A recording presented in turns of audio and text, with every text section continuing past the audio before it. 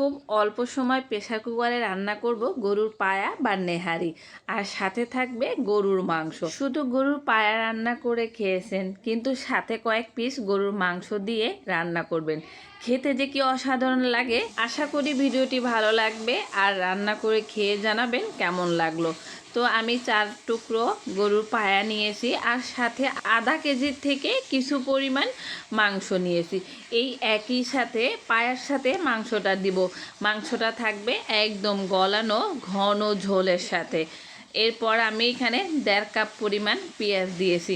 বিশেষ করে নেহারিটা হোটেলে দেখবেন ঝোলটা কিন্তু অনেক পাতলা থাকে। যেহেতু বাসায় রান্না করতেছি, সেক্ষেত্রে পাতলা থেকে সামান্য ঘন করব। এই নেহারির ঝোলটা কিন্তু বেশি ঘন হলে টেস্ট মনে হয় না।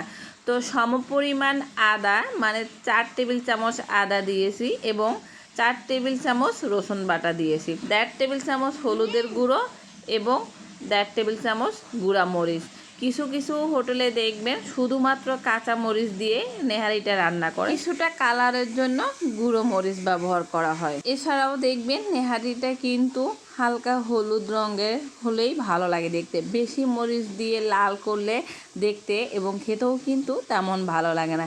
তাই আমিও মরিচের পরিমাণটা কিছু কমিয়ে কাঁচা মরিচ বাড়িয়ে দিব। এর ফাঁকে আমি 1 টেবিল চামচের মতন ধনিয়া গুঁড়ি এবং জিরা গুঁড়ি দিয়েছি আর লবণ। তো আমার চামচটার মাপ অনুযায়ী আমার কিন্তু মাপা আছে 1 টেবিল চামচ হয়। তো তারপর এখানে কিছু গোলমরিচ, জয়ত্রী, জয়ফল, এলাচ, দারচিনি আর তেজপাতা, এগুলো তো অবশ্যই দিতে হবে। যাই হোক, সবগুলো মশলা দেওয়ার পর সবার শেষে দিব সরিষার তেল আর পরিমাণ মতো পানি। আমি এখানে 1/2 কাপ পরিমাণ সরিষার তেল দিয়েছি, যেহেতু নেহারির সাথে অনেক চর্বি আছে এবং মাংসের সাথেও আমি চর্বি দিয়েছি, সেজন্য তেলের পরিমাণটা এতটুকুই যথেষ্ট। আচ্ছা, এবার হলো পানিটাই কিন্তু অনেক সমস্যা, অনেকেই বুঝতে পারেন না। আমি 5 লিটার প্রেসার কুকারে দিয়েছি, আমার হাতের প্রায় 2 কর খালি রেখে আমি পানি দিয়েছি। আপনাদের যে প্রেসার কুকারই হোক না কেন, এরকম 2 কর একটু কমিয়ে দিলেই কিন্তু সঠিক পরিমাপে হবে। এবার ঢাকনা বন্ধ করে আমি হাই হিটে পরপর 3টা সিটি দিয়েছি, তারপর লো হিটে আরও 2 থেকে 3টের মতন সিটি দিলেই হবে। টোটাল 6টা সিটি দিলেই কিন্তু পারফেক্টভাবে রান্না হয়ে যাবে। এরপর আমি প্রেসার কুকার থেকে অন্য একটি পাতিলে নামিয়ে তারপরে ঝোলের পরিমাণটা বুঝে ঘন এবং পাতলা করে নেব। আমি আরেকটু ঘন করব, সেজন্য আরও 4-5 মিনিটের মতন চুলায় রেখে জাল করেছি আর কিছু পরিমাণ আস্ত রসুনের কোয়া দিয়ে দিয়েছি। এবার জাল করার পর একদম পারফেক্ট কালার চলে আসছে।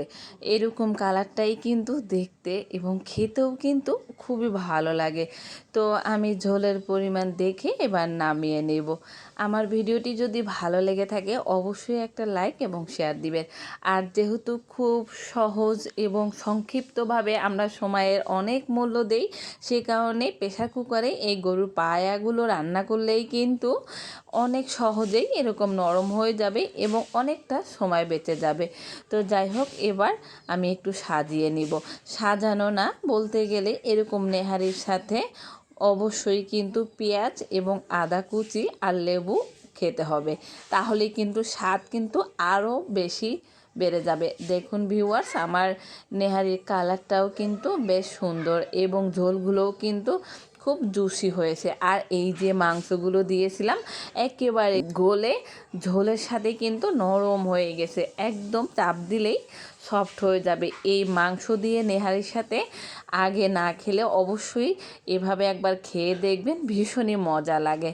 তো ভিউয়ার্স, সবাই ভালো থাকবেন, আল্লাহ হাফেজ, আমাদের জন্য দোয়া করবেন। আসসালামু আলাইকুম।